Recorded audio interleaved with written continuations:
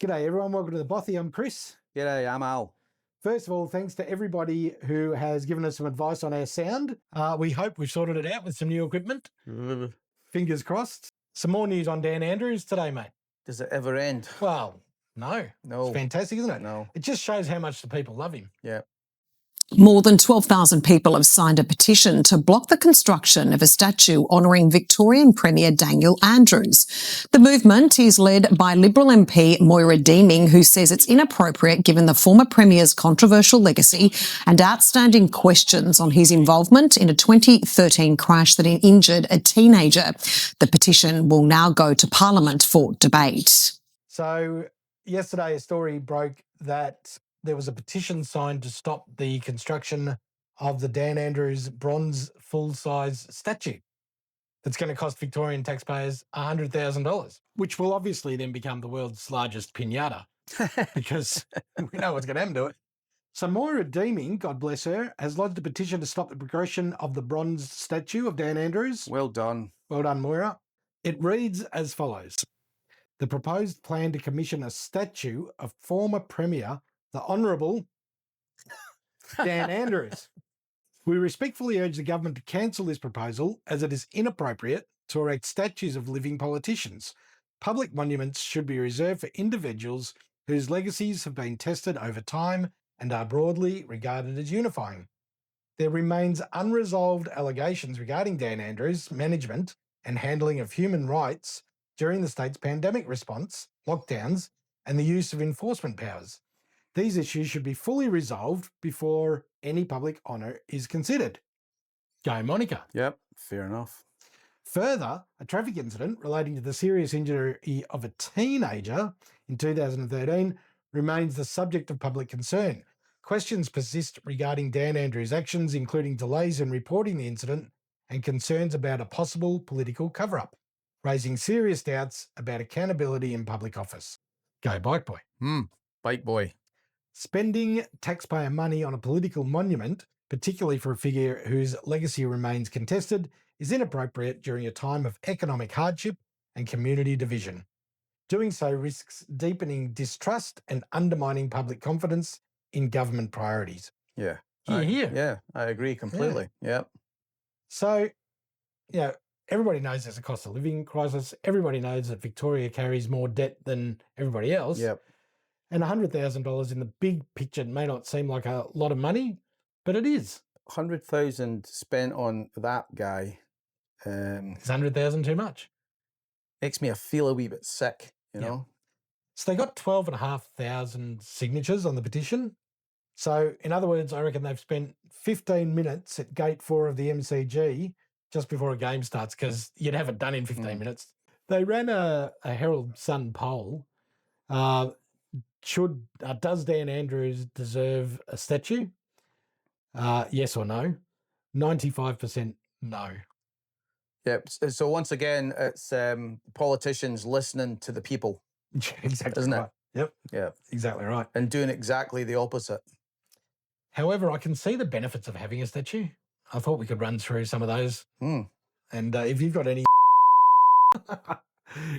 good ideas, please add it to them. So what better reminder could there be of a leader who increased Victoria's public service payroll by 70%, forfeited the state's coveted AAA credit rating, and quadrupled Victoria's gross debt? A public monument upon which citizens can unleash their pent-up trauma would be precisely the cathartic relief Victorians need, I believe. Are they going to have a police guard around it like 24/7? No, that would defeat the purpose. Yeah. I would suggest a $1 tax for everyone that goes to the AFL Grand Final this year at the MCG. And let's face it, there's no one going to the MCG that can't afford $1, right? So that we can get this monument built without using taxpayers' money. We'll then need a bylaw introduced so that any vandalism is never repaired. So it just continues. I wonder what it'll look like after a year. A day. Let's see how long it lasts. Victoria does need this statue, mate, so we can start healing the wounds. And there are still a lot of wounds, to allow them to vent true feelings and to show how much we all appreciated his rogue dictator-like dystopian actions that hurt so many of us. You've got to admit, though, there are quite a few people that are the opposite to us and actually love him. 5%. Yeah, but there are a lot of people that like for instance, there's a lot of people that work in union sites that don't have a problem with Dan. A mate of mine was telling me how much money he made on these union sites. Freaking hell, it's double and then some more than mine a week. And I said, was that subby wage? He says, no, that was just Wage. standard wage. Yeah. I was like, frigging hell. It's ridiculous how much they were getting paid. So it's good for that bloke, It's good for them. but it's terrible for our Dan. Yeah. And Dan did that. Here's another idea, mate. We should just make a statue. Doesn't even really have to look like him. We can just stick his photo on it. Well, we do have one that we used to build every year back home for Guy Fawkes. All right. Yeah. All right, we'll get one of them. Guy Fawkes, and we put Guy Fawkes on the fire and burn it Maybe as won't an do that. effigy. We could build one and charge $5 to each person to come along and visit what I'm going to call the Dan-chew.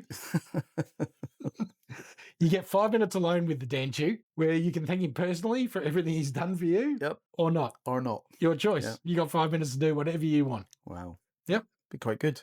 Yeah. Yeah. And we can put that $5 towards Bike Boys campaign. Yes. Don't send us money. It's a joke. Yeah. We're not collecting money for that person who keeps threatening to dob us into the ATA.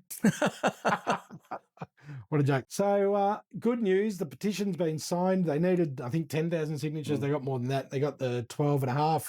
It's being debated in August, so it's not that far away. We're in August now. I think it's the 23rd or 27th of August, something like that. All right, so 23 days away? Yeah. Yep. A month away. And then we'll know whether there's going to be a statue or not. My gut feeling is there will, Oh. because Labor have the power in this state. You know what? I keep thinking about statues. I keep thinking, what other person had a lot of statues built in his name? And I mean, this might be the first of many. We don't know because of how great he was for us during COVID. Stalin. Yeah, Stalin had a lot of statues and pictures put up everywhere about him. It's like, and he was probably as popular. You know who else had a lot of statues? Not anymore, though. Saddam Hussein. Yes, he did. Yeah. Kim Jong-un Kim Jong-un. and his family. They're more portraits than statues, but still there's a few statues getting around. He is a fine-looking fella, though. He is, yeah. Yeah, one day I'm going to cut my hair just like him. So tell us what you think, people. We want to see the statue not built, but if it is built, we'll have some fun with it. Yeah. First thing I'm going to do is go and get my photo taken with it. Yeah, with it, yeah. Yeah. Because you're so proud. Yeah. You're a proud Victorian. Yeah. Me and Comrade Dan, you can come as well. If you like, you can come along. Let us know what you think, people. In 4 weeks' time, hopefully this gets put to bed and no statue is built. Hopefully they see the light and don't waste Victorian taxpayers' But money. Unfortunately, the way the government is, whatever the people want, they don't get. Yeah. So they'll probably just do whatever they want. Maybe 95% of people should have said yes. Yeah. No, we'd have got it then for sure. All right. Thanks, everyone. Thanks, guys. See ya.